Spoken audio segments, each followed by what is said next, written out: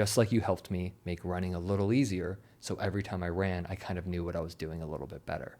And that's where some amazing changes can be made.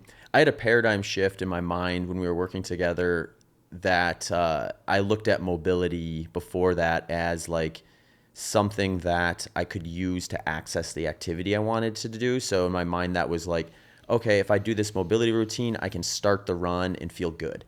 So if I was running in the morning, I do the mobility routine before the run in the morning. If I'm running in the afternoon, I do the mobility routine before the run in the afternoon. So it's always this like kind of warm up type mentality for it. When I started doing the program that you gave me that was specific to my needs, what I started recognizing is it doesn't matter when I do it. I just have to do it. And if I do it consistently, whenever I do the run, it's going to feel way better. So I wasn't like in this situation where with no mobility, I go for a run, I feel like the first mile or two, I'm working through all these kinks and this uncomfortable situation. And then all of a sudden I get warmed up and it's like, okay, now I can actually feel like I'm kind of just like grooving here. To like, all right, I do this mobility routine and then maybe I can start the run feeling good, but I have to do it before every run.